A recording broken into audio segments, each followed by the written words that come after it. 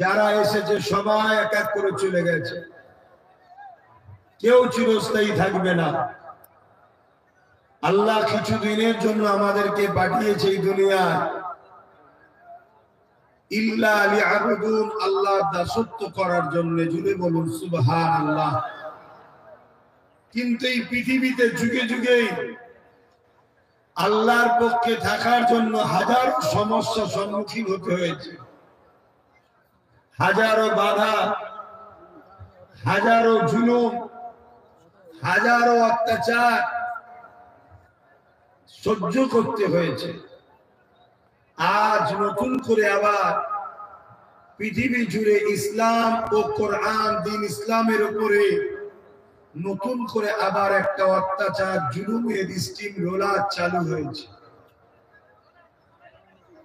তাম পৃথিবী জুড়ে অত্যাচার শুরু হয়েছে। কখনো আমরা দেখি কেউ ফিল্মের মাধ্যমে আমার নবী পাক সাল্লাল্লাহু আলাইহি সাল্লামকে অপমান করার ষড়যন্ত্র করছে। কোন জায়গায় কোন দেশে শুনেছি কার্টুন তৈরি করে আমার নবী পাক সাল্লাল্লাহু আলাইহি ওয়াসাল্লামকে অপমান করার চেষ্টা করছে। আমি জানি আকাশে চাঁদ উঠলে দেখবেন একদল কুকুর আছে, চাঁদের দিকে মুখ করে ঘেউ ঘেউ করে। এতে চাঁদের কি কোনো অসুবিধা হয়? তাম পৃথিবীর কুকুর যদি এক জায়গায় হয়ে আকাশের দিকে মুখ করে চাঁদের দিকে ঘেউ ঘেউ করে, এতে চাঁদের কিছু যায় আসে না। ওই চাঁদটাও হলো আমার রাসূলুল্লাহর গোলাম। জোরে বলুন সুবহানাল্লাহ। আরো জোরে বলা যাবে না সুবহানাল্লাহ? তাহলে মানব রূপী কুকুরগুলো যদি আমার নবী পাকের পিছনে, আমার নবী পাকের বিষয়ে ঘেউ ঘেউ করে, এতে আমার নবীর কিছু যায় আসে না। কিন্তু আমরা যে ভালোবাসি, আমাদের এই ভালোবাসার ইজহার দেখানো দরকার আছে না? আজকে নতুন করে আবার কোরআনের বিরুদ্ধে, ইসলামের বিরুদ্ধে, আল্লাহ ও রসুলের বিরুদ্ধে নানা রকম কথা শোনা যাচ্ছে, চারিদিক জুড়ে হচ্ছে। একদল মিডিয়া, তারা সর্বসময় মিডিয়ার দোকান খুলে বসে আছে। তাদের যেন ইসলামের বিরুদ্ধে কথা না বললে ভাত হজম হবে না। এভাবে দিন রাত তারা ইসলামের বিরুদ্ধে মিথ্যা মিথ্যা কথা বলে যাচ্ছে। যদি জানতাম বাবা সত্যি বলছিস আলাদা কথা, মিথ্যা প্রচার করে যাচ্ছে। তাদের দুনিয়ার দোকান টিকাবার জন্য। তবে এখানে একটা কথা বলবো, খুব গুরুত্ব দিয়ে শুনবেন। যুগে যুগে ইসলামের দুই শ্রেণীর মানুষ সব থেকে বড় দুশমন হয়েছিল। এর মধ্যে অনেক উলামা ভাইরা আছে, অনেক তুলাবা ছাত্র ভাইরাও আছে, মেম্বারও অনেক আলেম উলামারাও রয়েছে। হয়তো সবাই কথা বলতে সাহস পায় না, কিন্তু নিরিবিলি নির্ঝুমে জিজ্ঞেস করে দেখবেন আমার কথাটা ঠিক বললাম না ভুল বললাম। ইসলামের দুই শ্রেণীর মানুষ সর্বসময় ইসলামের বিরোধী করেছে, চরম আরো বিরুদ্ধে ছিল। এক শ্রেণী হলো জালিম শাসক, শুনছেন? এক শ্রেণী কারা? জালিম শাসকরা ইসলামের বিরোধী করেছে। আর এক শ্রেণী হলো ধর্মের নামে যারা ভণ্ডমির দোকান খুলে বসে, তারা, এরা ইসলামের সব থেকে বেশি বিরোধী করেছে। এটা নতুন নয়, যুগে যুগে চলে আসে। আজ আমরা দেখছি মসজিদের উপরে হামলা, মাদ্রাসার উপরে হামলা, চারিদিক জুড়ে মুসলমান দেখলেই যেন জঙ্গি জঙ্গি ভাব। দাড়ি টুপি থাকলে, কোরআন পড়ালে যেন মনে হয় জঙ্গি। অথচ প্রকাশ্য আমার পশ্চিম বাংলায় দেখলাম দুজন রেল লাইনে বোম রেখে রেল উড়িয়ে দিবার প্ল্যান করলো, তাকে ধরে জামিন করে দিল। আর মুসলমান দেখলে ধরে নিয়ে যে 10 বছর 15 বছর পরে বলবে আমাদের সন্দেহটা ভুল হয়েছে। এই 10-15 বছরে মুসলমানের লাইফটা নষ্ট হয়ে গেল। এর কারণ এটা নতুন নয়, এটা যুগ যুগ ধরেই চলে আসছে। এ নিয়ে ঘাবড়ে যাচ্ছেন নাকি আপনারা? একটু হ্যাঁ কি না জবান দিয়ে বলেন, ঘাবড়ে যাচ্ছে? আমি দিকে আওয়াজ শুনতে পেয়েছি, একটু জোরে জোরে বলেন। কেন? যে আল্লাহ ছাড়া অন্য কাউকে ভয় করে সে আর মুমিন থাকে না। এটা যুগে চলে আসছে।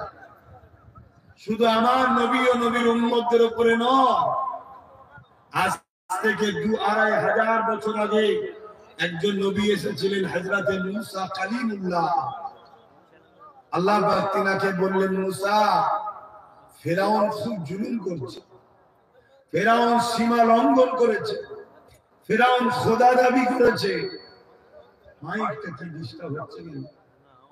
এমনি ঠান্ডা গরম হচ্ছে, কথা বলতে কষ্ট হচ্ছে, কখনো ঠান্ডা কখনো গরম।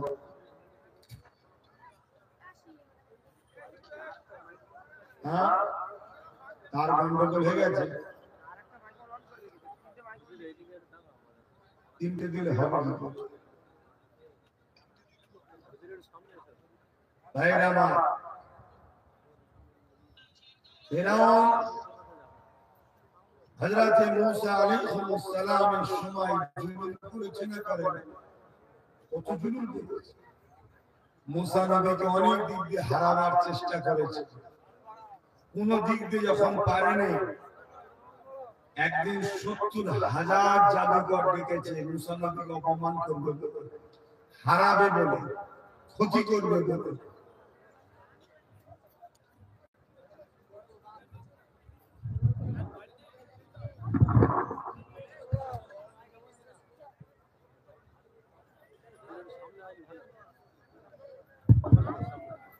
হযরতে মূসা আলাইহিস সালাম আল্লাহ পাকের হুকুমে বাঙালির অভ্যাস শুধু কাটাবে না, হাতের কাছে যা থাকে এখানে বাঙালি বলতে হিন্দু করবেন না, কারণ কিছু লোক মনে করে বাঙালি মানে হিন্দু না, যারা বাংলা ভাষায় কথা বলে। সে বাঙালি মুসলমান হোক আর বাঙালি যে কোনো ধর্মেরই হোক, বাঙালিদের একটা অভ্যাস আছে, হাতে কিছু থাকলে না এটা সবসময় কিদিক করবে। হযরতে মূসা আলাইহিস সালাম আল্লাহ পাকের হুকুমে ফেরাউনের দরবারে গেল।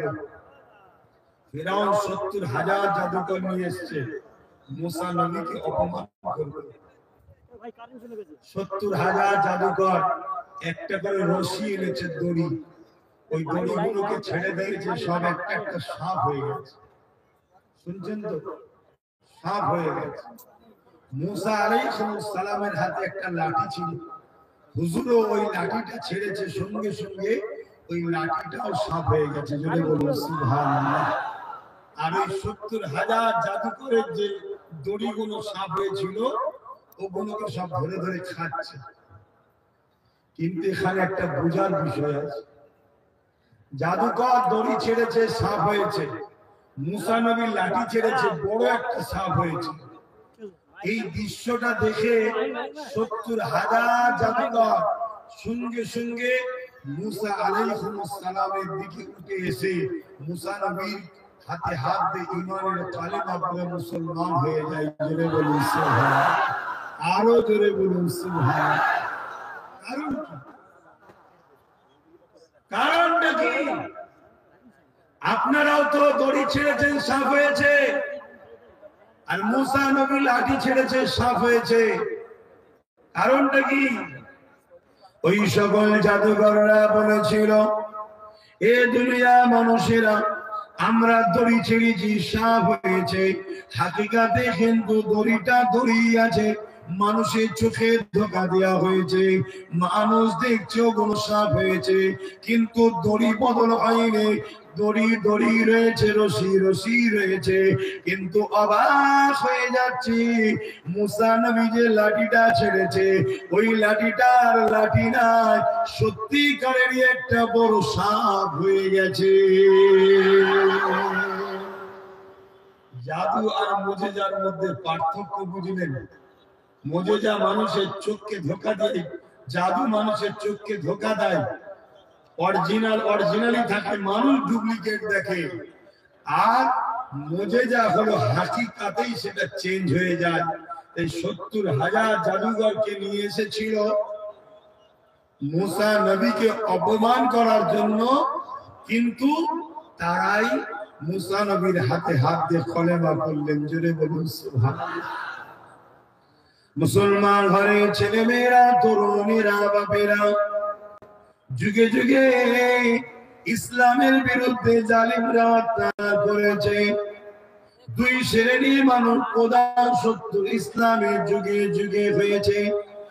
এক শ্রেণীর মানুষ যারা অত্যাচারী শাসক, তারা ইসলামের বিরুদ্ধে লেগেছে, কেননা ইসলাম জালিমদের বিরুদ্ধে লড়াই করার হুকুম দিয়েছে। তাই জালিম শাসকেরা সর্বসময় ইসলামকে মিটাবার চেষ্টা করেছে। আর এক শ্রেণীর মানুষ হলো ধর্মগুরু সেজে ধর্মের দোহাই দিয়ে মানুষকে অধর্মের দিকে নিয়ে যায়, তারা ইসলামের সব থেকে বড় দুশমন হয়েছে। এই যুবকেরা এই লড়াইটা যুগে যুগে চলে আসতে লেগেছে। আমার নবী পাক যখন দুনিয়া জমিনে আসলেন, আল্লাহ নবী যখন ন্যায় কথা বলতে লাগলেন, ইনসাফ ইনসানিয়াতের কথা বলতে লাগলেন, গরিবের পক্ষে কথা বলতে লাগলেন, অসহায়ের পক্ষে কথা বলতে লাগলেন, মুসলিমের পক্ষে কথা বলতে লাগলেন, এতিমের পক্ষে কথা বলতে লাগলেন। ওই সময় যারা জালিম শাসক ছিল, আবু জেহেল, উতবা, সাইবা, আবু লাহাব, এরা আমার নবী পাকের বিরুদ্ধে লেগে গেল। আমার নবী পাককে আবু জেহেল অনেক কষ্ট দিয়েছে, অনেক দিক দিয়ে জুলুম অত্যাচার করেছে। এমনও দিন গেছে আল্লাহ নবী সিজদায় পড়ে গেছে, নবী পাকের পিঠে পচা কুম্বার ভুঁড়ি পর্যন্ত চাপিয়ে দিয়েছে। আমার নবী পাক নিঃশ্বাস নিতে পারে না, মাথা খুলতে পারে না। এ নবী উম্মাহ, তুমি নবীকে মানবে, আল্লাহকে মানবে, তোমার উপরে জুলুম হবে না, এটা কি করে তুমি মানো? তোমার আবার উপর জুলুম হবে না? হবে না? হকের পক্ষে থাকলে জুলুম হবে। এ নিয়ে মন খারাপ করলে হবে না। একটাই কথা মনে রাখতে হবে, আল্লাহ আমাদেরকে পরীক্ষা নিচ্ছে, ওই পরীক্ষায় ধৈর্যের সাথে, হিকমতের সাথে আমাদেরকে পাস করতে হবে। জোরে বলুন সুবহানাল্লাহ।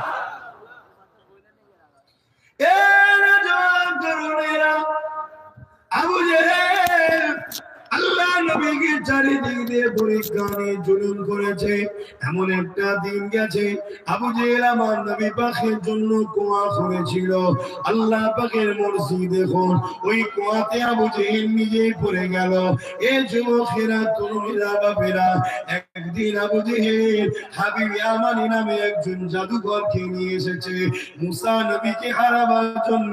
ফিরআউন যেমন জাদুকর নিয়ে এসেছিল, আবু জেহেলও জাদুকর নিয়ে এসেছে আমার নবী পাককে অপমান করবে বলে।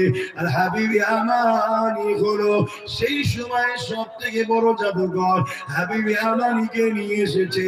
হাবিব ইয়ামানি আমার নবী পাকের কাছে গেছে, আমার নবী পাককে প্রশ্ন করতে লেগেছে, এ মুহাম্মদ শুনলাম নাকি আপনি নবী দাবি করেছে? আল্লাহ নবী জানিয়ে দিলেন, লা ইলাহা ইল্লাল্লাহ আনা মুহাম্মাদুর রাসূলুল্লাহ। এই সময় হাবিব ইয়ামানি বলতে লাগলো, হে মুহাম্মদ, তুমি যে নবী দাবি করছো, তুমি আমাকে কিছু দেখাও। আল্লাহ নবী বললেন, কি দেখতে চাও? হাবিব ইয়ামানি বলল, আসমানে কিছু দেখা। আল্লাহ নবী ওই সময় আসমানের দিকে মুখটা তুললে পূর্ণিমার চাঁদ উঠেছিল আকাশে। আমার নবী পাক বলতে লাগলো, এ হাবিব ইয়ামানি রে, এই আকাশের চাঁদটা কি দু টুকরো করে দেবো? হাবিব ইয়ামানি অবাক হয়ে গেল, কেননা চাঁদ কি দু টুকরো কখনো করা যায়? কিন্তু হাবিব ইয়ামানি জানে না, যিনার সঙ্গে কথা বলছি ওই চাঁদটাও ইনারি নূর থেকে তৈরি।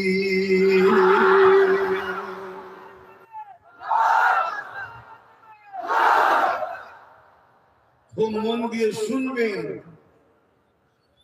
কথা বলতে হয়তো কষ্ট হচ্ছে, কিন্তু কথা বলতে শুনুন। হাবিব ইয়ামানি আর কোনো উত্তর দিচ্ছে না, কেন? তার মুখের বল হারিয়ে গেছে। চাঁদ টুকরো করবে বলছে, এটা কি করে হয়? হাবিব ইয়ামানি ছিল তৎকালীন সময় পৃথিবীর সবথেকে বড় জাদুকর।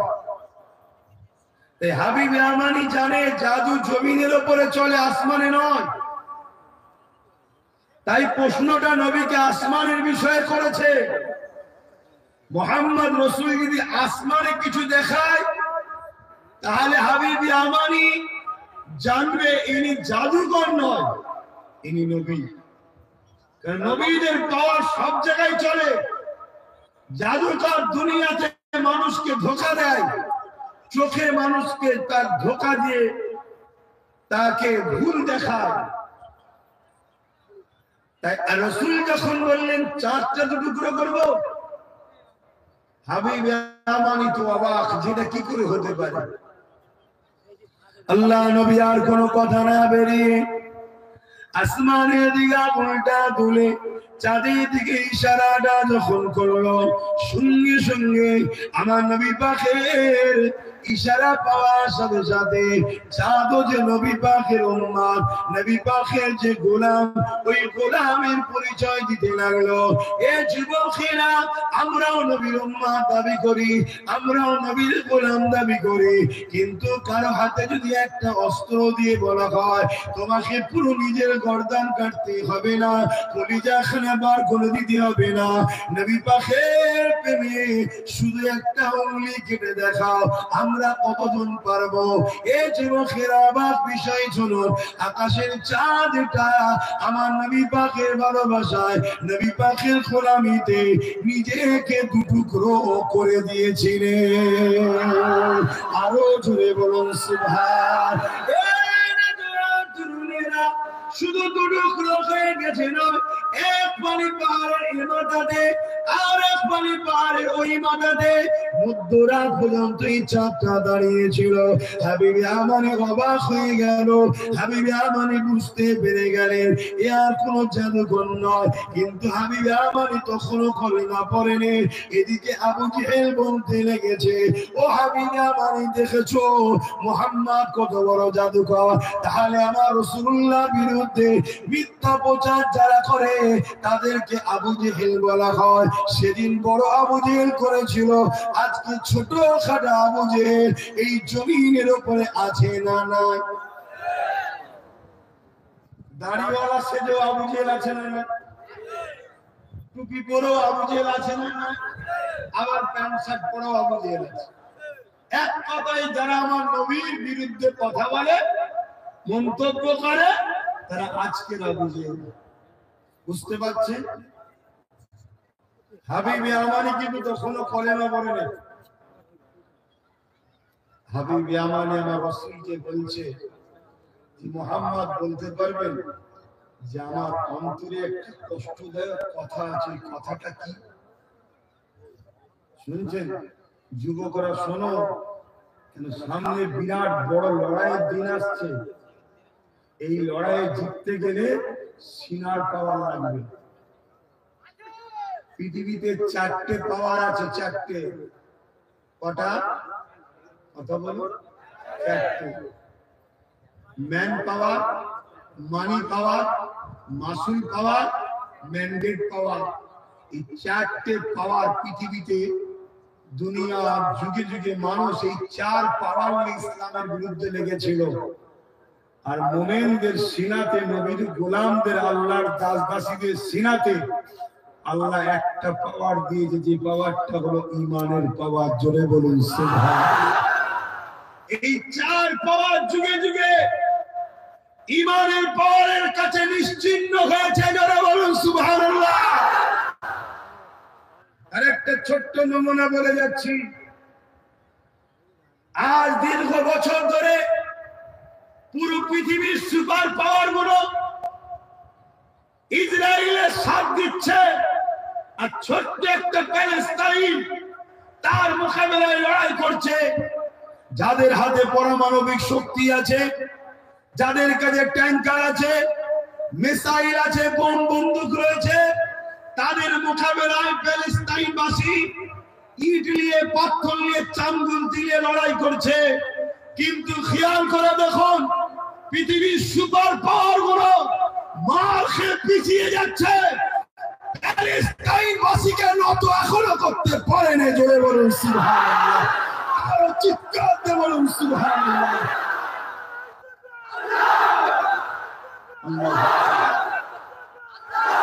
কেননা এদের কাছে 4 পাওয়ার আছে, ম্যান পাওয়ার এদের কাছে আছে। পৃথিবীর সুপার পাওয়ার যারা, আমেরিকা হোক, ব্রিটেন হোক, জাপান হোক, যারা ইসরায়েলের সাথ দিচ্ছে, ফ্রান্স হোক, এদের কাছে ম্যান পাওয়ার আছে, মানি পাওয়ার আছে, মাসুল পাওয়ার আছে, অস্ত্র আছে, ম্যান্ডেট পাওয়ার আছে, একত্রিততা। কিন্তু প্যালেস্টাইনবাসীর কাছে ম্যান পাওয়ার নেই, মানি পাওয়ার নেই, অস্ত্র পাওয়ার নেই, মাসুল পাওয়ার নেই, ম্যান্ডেট পাওয়ার নেই। কিন্তু প্যালেস্টাইনবাসীর হৃদয়ে আল্লাহ ও রাসূল রয়েছে, তাই তাদের মোকাবেলায় এরা পরাজিত হয়ে পিছুতে বারবার বাধ্য হচ্ছে। জোরে বলুন সুবহানাল্লাহ। মনে রাখবেন, আমি এজন্যই বোঝাচ্ছি, পৃথিবীতে যুগে যুগে যুগে যুগে ইসলাম ও ইসলামের অনুসারীদের উপরে হাজারো দিক দিয়ে জুলুম করেছে জালিমরা, কিন্তু আলহামদুলিল্লাহ তারা মিটে গেছে। ইসলাম আজও হু হু করে বাড়ছে। জোরে বলুন সুবহানাল্লাহ। আমেরিকার বুশ চেষ্টা করেছিল আমেরিকা থেকে ইসলামকে মুছে দিবার জন্য। সে কোনো মুসলমানকে আর ভিসা দিত না। আমেরিকার বুশ চেয়েছিল আমেরিকাতে ইসলামকে রাখবো না, কিন্তু আমার আল্লাহ ওই বুশের একটা কন্যা ছিল, পুত্র সন্তান ছিল না, কন্যা সন্তান ছিল। ওই কন্যা সন্তানকে আমার আল্লাহ বা ইমানের কালেমা পড়িয়ে মুসলমান বানিয়েছে। শুধু মুসলমান নয়, ওই কন্যাটাকে হাফেজাও বানিয়ে দিয়েছে। যারা কোরআনকে ব্যান করতে চেয়েছিল, তাদের ঘরের কন্যাকে আল্লাহ কোরআনের হাফেজা বানিয়েছিল।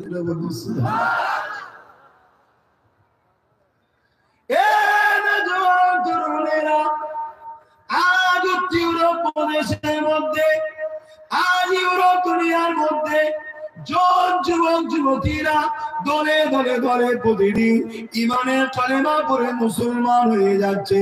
কেননা তারা আমার নবী পাকের জীবনী পড়ছে, আমার নবী পাকের আদর্শ দেখছে, আমার নবীর লাইফ স্টাইল দেখছে, আমার নবীর সমাজ ব্যবস্থা, আমার নবীর জীবন ব্যবস্থা, আমার নবীর অর্থনীতি, আমার নবীর ধর্মনীতি, আমার নবীর প্রতিবেশী নীতি, আমার নবীর সম্প্রীতি নীতি, আমার নবীর মানব বন্ধন নীতি, আমার নবীর রাজনীতি, আমার নবীর রাষ্ট্রনীতি, টোটাল নবী পাকের জীবনীকে আমেরিকা, ব্রিটেন, জাপান, এইভাবে ইউরোপ দুনিয়ার যুবক যুবতীরা রিসার্চ করতে লেগেছে। তারা রিসার্চ করতে করতে দেখছে আমার রাসূলের মতো কেউ আসেনি আর আসবে না। তাই তাদের ঘরের যুবক যুবতীরা দলে দলে দলে দলে ইমানের কালেমা পড়ে মুসলমান হয়ে যাচ্ছে। আরো জোরে বলুন সুবহানাল্লাহ।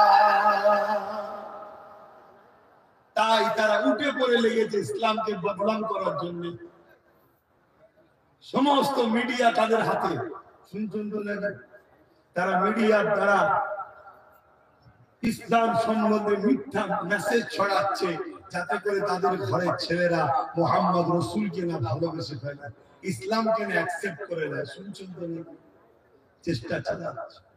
কখনো জিহাদের বিরুদ্ধে, কখনো ইসলামের বিভিন্ন কর্মকাণ্ডের বিরুদ্ধে কোরআনের আয়াতকে বিকৃত করে আগে পিছুর কথা না বলে তারা বিভিন্ন ভাবে মিথ্যা প্রচার চালাচ্ছে এবং তারা চাইছে ইসলামকে মুছে দিবা। আপনারা বলুন, ইসলামকে কখনো কেউ মুছতে পারবে? জোরে বলুন। হয়তো আমাদের ক্ষতি হতে পারে, ওটাও আমাদের দোষে হবে, কিন্তু ইসলামকে মুছে দিতে কেউ পারে না, পারবে না। আল্লাহ নবী যখন মক্কার বুকে দাওয়াত দিয়েছিল, নবী পাকের উপরে আবু জেহেল অনেক অত্যাচার করেছিল। এমনও দিন গেছে আল্লাহ নবীকে পাহাড়ে গাছের পাতা ফলমূল খেয়ে জীবন ধারণ করে থাকতে হয়েছে। আল্লাহ নবী নবী নবী একটা করে মানুষ আমার নবী পাখির পিছনে লেগেছে, আমার নবী পাখির উপরে জুলুম করেছে, এবং অপর দিকে একটা করে মানুষ আমার নবী পাখির হাতে হাত দিয়ে ইমানের কালেমা পড়ে মুসলমান হতে লেগেছে। এই দেখে আবু জেহেল সহ্য করতে পারে না, এই তারা কোরআন করে কল্পনা করে দিল মুহাম্মদ রাসূলকে কতল করে দিতে হবে, নাউযুবিল্লাহ মিন জালিক। কিন্তু আমার নবী পাককে কতল করার সাহস দেখিয়ে নেবে কে, দায়িত্বটা নেবে? এই মিটিংয়ে ওমর ফারুক বসেছিলেন, তখন তিনি ইসলামকে কবুল করেনি। তিনি উঠে দাঁড়িয়ে বললেন, এ আবু জেহেল আমি পারবো, তবে এর বিনিময়ে তুমি আমাকে কি দেবে? আবু জেহেল তৎকালীন সর্দার ছিল, অনেক ধন দৌলত উট ঘোড়ার কথা বললো। ওমর ফারুক তরোয়াল নিয়ে বেরিয়ে পড়লো। আমরা সবাই জানি, কিন্তু মূল বিষয়টা বোঝাচ্ছি শোনে। এ যুবকেরা ওমর ফারুক বেরোবার সময় বলেছিল, এ আবু জেহেল তুমি যা দেবে বলেছো ওই জিনিসগুলোকে রেডি করে রাখো, কেননা কাল সূর্য উঠবে, মুহাম্মদ আর সূর্যকে দেখতে পাবে না, তার শরীর থেকে গল্লাকে আলাদা করে দেওয়া হবে। আবু জেহেল ভেবেছিল মুহাম্মদকে অবশ্যই ওমর প্রতিশোধ নিতে পারবে, কেন ওমর ফারুক এত ক্ষমতাশালী ছিল, সে যা কথা দিত তাই পালন করত, তার মোকাবেলায় কেউ দাঁড়াতে পারত না। এই ওমর ফারুক আগিয়ে গেল, যাবার সময় বলেছিল, এ আবু জেহেল রে, 39 জন কলেমা করেছে, 40 জন আর হবে না। এ যুবকেরা তরুণীরা পাকিস্তানের মধ্যে আলোচনা শুরু হয়ে গেছে। ওমর এত বড় রাগী মানুষ, ওমর এত বড় ক্ষমতাশালী মানুষ, সে বলেছে 40 আর হতে দেব না। কি হবে কি হবে? আমার আল্লাহ আজকে জানিয়ে দেয়, এ আমার ফেরেশতারা চিন্তা করো না, চিন্তা করো না, আমি আল্লাহ উমরকে যেতে দাও, ওকেই 40 বানিয়ে দেব। আরো জোরে বলুন সুবহান।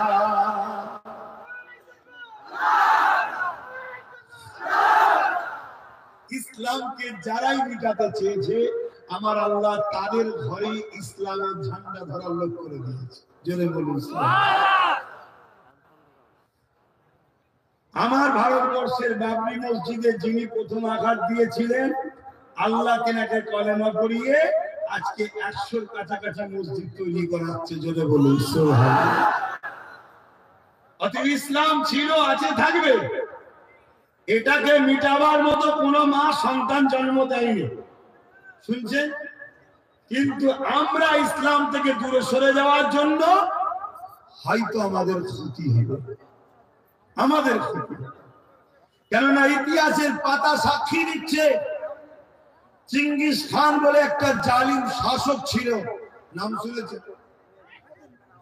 সেও চেয়েছিল ইসলামকে মিটিয়ে দেব।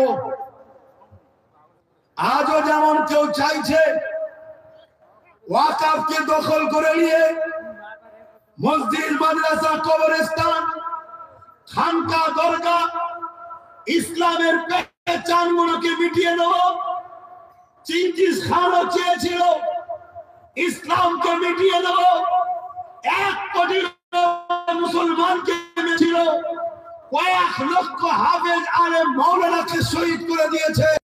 কিন্তু মনে রাখবেন, চেঙ্গিস খান মিটে গেছে, আজও 200 কোটির উপরে পৃথিবীতে কোরআনের পক্ষে মানুষ রয়েছে। যদি বলুন সুবহানাল্লাহ। ইসলাম ছিল, আছে, থাকবে কিয়ামত পর্যন্ত।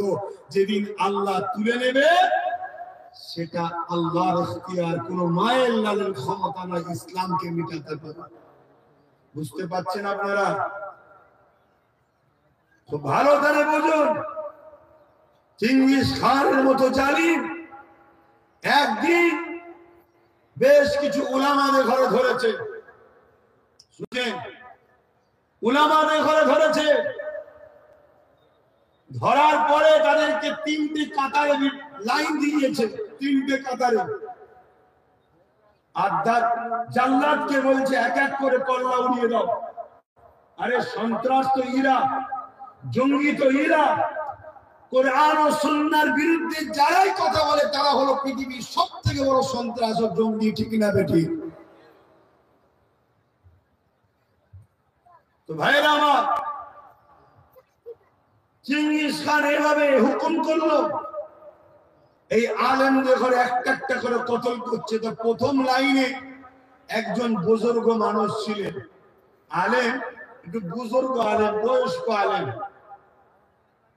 তিনি এই দৃশ্যটা দেখে একটার পর একটা আলেমের কল্লা কাটা হচ্ছে, তাই পিছন কাতারে চলে গেছে। চেঙ্গিস খান দেখেছে, কিছু বলেন। প্রথম কাতারে সবকটার কল্লা উড়িয়ে দেওয়া হলো। দ্বিতীয় কাতারের আলেমদের ঘরে আবার কল্লা ওড়ানোর হুকুম দিল চেঙ্গিস খান। জাল্লাদ একটার পর একটা কল্লা ওড়াচ্ছে। যুবক শোনো, ইসলাম এমনি এমনি আসেনি, অনেক ত্যাগ স্বীকার করতে হয়েছে। কিন্তু আজকে তোমাদের ভুলের কারণে, তোমাদের অন্যায় করার কারণে, তোমাদের সামান্য ভিক্ষা লিবার কারণে আজকে আমার ভারতবর্ষ, পশ্চিম বাংলা তো ইসলামের বিরুদ্ধে আওয়াজ হচ্ছে। এটা তোমার আমার দোষে। আজকে যেখানে কোরআনের মাহফিল হচ্ছে, যারা হক পক্ষে কথা বলার মান উলামা, তাদের মাহফিলগুলোতে বাধা দেওয়া হচ্ছে। আজকে মাদ্রাসাগুলোকে টার্গেট করা হচ্ছে। যারা হকের পক্ষে কথা বলে তাদেরকে টার্গেট করা হচ্ছে। কেন? এর জন্য দোষী আমার কওমের মানুষ আমরা। টার্গেট যারা করছে তাদেরকে তো আমরাই মারপিট করে ক্ষমতায় এনেছি। কথা ভুল বলছি নাকি? অতএব জবাব কিন্তু আল্লাহর কাছে দিতে হবে। তো চেঙ্গিস খান দ্বিতীয় লাইনের উলামাদের ঘরে কতল করার হুকুম দিল। একটার পর একটা কতল যখন করছে, ওই বুজুর্গ উলামাটা, যিনি প্রথম কাতার থেকে দ্বিতীয় কাতারে চলে গিয়েছিলেন, উনি তৃতীয় কাতারে চলে গেলেন। দ্বিতীয় কাতারে যখন সবাইকে কতল করে দেওয়া হয়েছে, তখন চেঙ্গিস খান বলছে, এ মাওলানা, তুমি এবার কোথায় পালাবে? তুমি কোথায় পালাবে? কি হবে তোমার এবারে? প্রথম কাতার, দ্বিতীয় কাতার, এবারে তো শেষ কাতার, তুমি যাবে কোথায়? ওই উলামা বলছে, আমার আল্লাহ আছে আমার জন্য। জোরে বলুন সুবহানাল্লাহ, আরো জোরে বলুন সুবহানাল্লাহ। এইরকম টাইমে, এরকম সময়ে মুখ দিয়ে আল্লাহ আছে বিশ্বাস, একেই বলো তো ইমানদার, একেই তো বলো ইমানদার। চেঙ্গিস খান রেগে গিয়ে হুকুম করলো, কতল করো। শুধু হুকুমের কথাটা বেরিয়েছে, হঠাৎ করে চেঙ্গিস খান যে ঘোড়ার উপরে ছিল, ওই ঘোড়া ছুটতে শুরু করেছে। ছুট তো ছুট, খ্যাপা টাইপের ছুট, এদিকে লাপায় ওদিকে লাপায়, কোনোভাবে থামছে না। খোদার যখন মার হয়, পৃথিবীর কেউ ঠেকাতে আর পারে না। জাল্লা সহ যত সৈন্য সামন্ত ছিল, চেঙ্গিস খানের ঘোড়াকে থামাবার জন্য সবাই ছুটেছে, কিন্তু এই ঘোড়াকে কোনোভাবে থামাতে পারে না। একটা সময় চেঙ্গিস খানের পা ফসকে গিয়ে, এক পা ঝুলেছে, আর এক পাতে ফসকে গিয়ে জমিনে পড়েছে। এই মাথা জমিনে লাগছে, একটা একটা পাথরে আঘাত হচ্ছে, কখনো চোখ বেরিয়ে যাচ্ছে, কখনো ঘিলু বেরিয়ে যাচ্ছে। এভাবে ছিন্ন বিচ্ছিন্ন হতে হতে হতে যতক্ষণ না চেঙ্গিস খান মরেছে, ওই ঘোড়াটা দৌড়ানো বন্ধ করেনি। যখন মরে গেছে, তখন ঘোড়া দাঁড়িয়েছে। বেশক আল্লাহ আছে, আজও আছে, বলুন সুবহানাল্লাহ। আল্লাহ আছে না? কিন্তু সেই আল্লাহর উপরে ভরসা করতে হবে। আসুন, এখনো সময় আছে, তওবা করুন। নিজের কারবার, ব্যবসা বাণিজ্য, নিজের পছন্দনীয় দল সব ঠিক এক জায়গায় রাখো। ততদিন পর্যন্ত লেনদেন থাকবে, যতদিন পর্যন্ত তারা আমার ইসলামের বিরুদ্ধে কথা না বলবে। আর যখন ইসলামের বিরুদ্ধে কথা বলবে, সে যেই হোক, তার থেকে নিজেকে দূরে সরিয়ে রাখার নাম হলো ঈমান। জোরে বলুন সুবহানাল্লাহ।